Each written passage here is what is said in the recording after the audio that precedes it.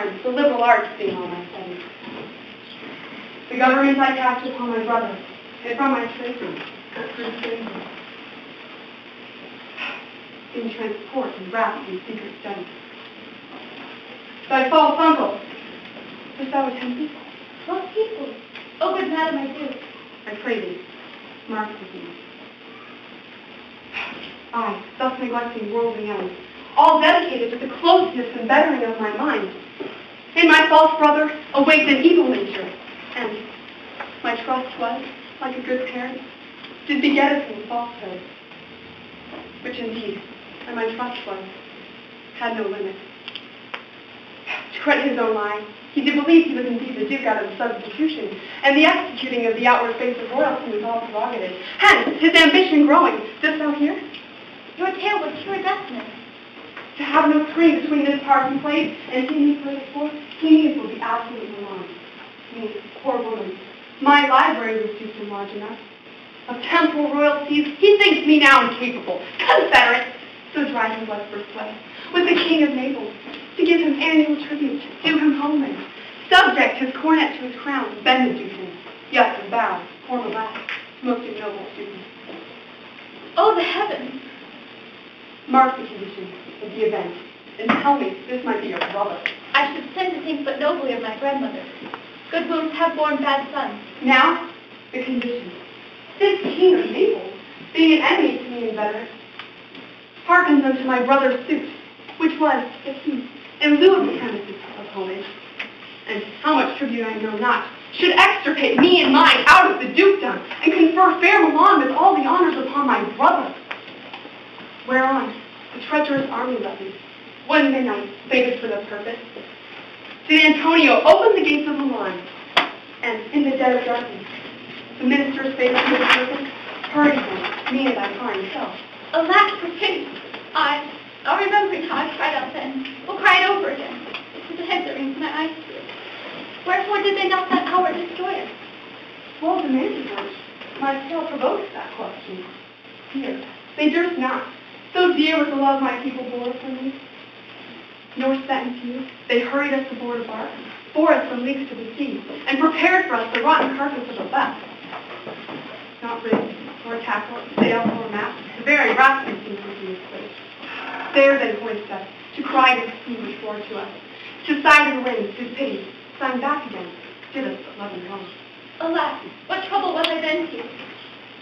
Oh, a cherubim not lusted to preserve me, that its smile, infused with the fortitude from heaven. When I have decked the sea with drops full salt, and under my burning groans, which raised me an undergoing stomach to raise it up against all the chilling sea. How came we ashore? By providence divine. Some food we had, and some fresh water the noble Neapolitan, Gonzala, out of her charity did give us. With rich garments, linen, stuffs, and necessaries, which simply said it much. She, in her gentleness, knowing that I love my book, furnished me from my own library with volumes that I prize above my due. Would that I would ever see that woman. Now, I arrive. Sit still, and hear the last of our seafarers.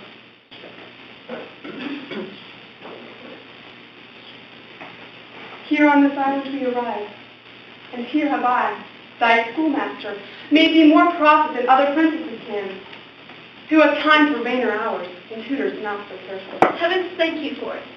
And now, I pray you, for still 'tis beating in my mind, your reason for raising this sea storm? No, thus far forth. By accident, most strange, bound fortune, hath mine enemies been brought to the shore. And by my presence, I find my Venus doth depend upon a most auspicious star, whose influence is now I thought not, but a myth. My fortunes will ever after free. Here, cease more questions. Thou art inclined to sleep. 'Tis a good dullness, and give it way. I know thou canst not sleep. What? My servant, Ariel, come away. I am ready now. Come. All hail, great master, grave mistress, hail. I come to answer thy best pleasure.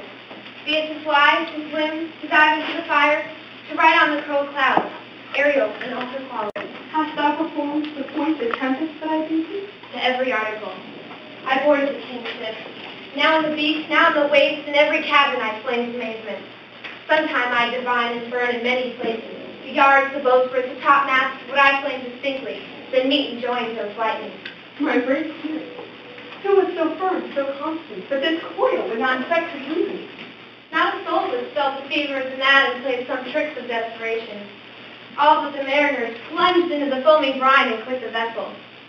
The king's son Ferdinand, with hair staring them like reeds, not hair, was the first man that leapt and cried, "Hell is empty and all the devils are here!"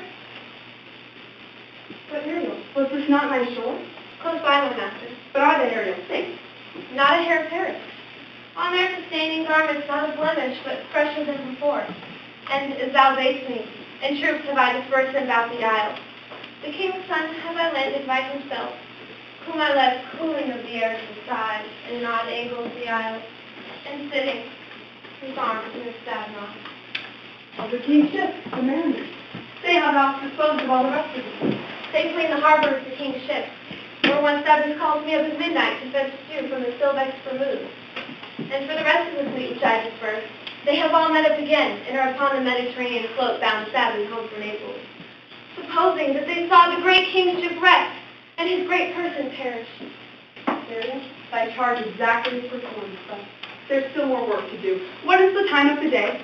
Past the mid-season. At least 2 glasses. The time twixt 6 and now, which I have felt be spent most preciously. Since thou dost give me pains, remember what thou hast promised, which is not yet performed me.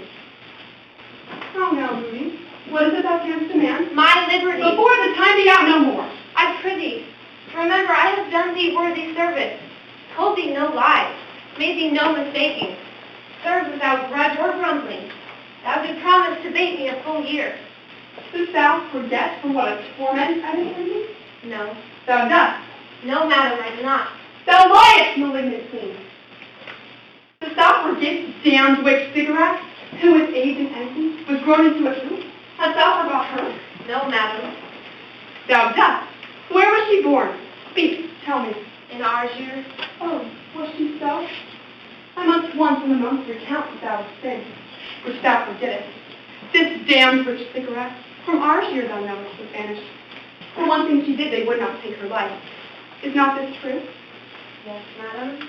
This blue-eyed hag was hither brought with child, and here was left by the sailors. Thou, my slave, as thou reportest thyself, wast then a slave spirit, too delicate to act your earthly and poor commands.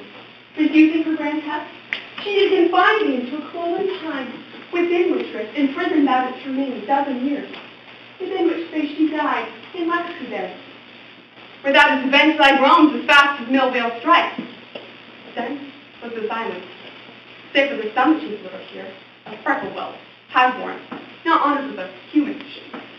Yes, Caliban, her son. Still thing I say so, he that Caliban, whom now I keep in service. Thou best knowest what a torment I do find thee in. Thy groans to make wolf pass. It was a torment to lay upon the damned, which Sycorax herself could not again undo. It was my heart, when I arrived and heard thee, that made gates of time and let thee out. I thank thee, master. I will be correspondent to command and do my serving gently. Do so, and after 2 days I will discharge thee. That's my noble master. What shall I do? Say what?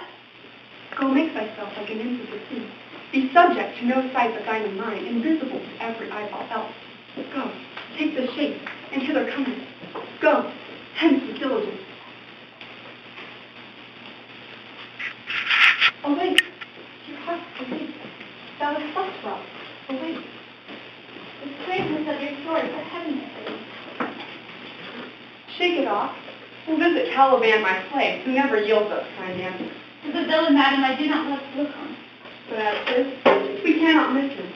He does make our fire, fetch my wood, and serves in other offices that bother us. What ho! Slave, Caliban, thou art thou, speak! There's wood enough within. Come, thou tortoise, when?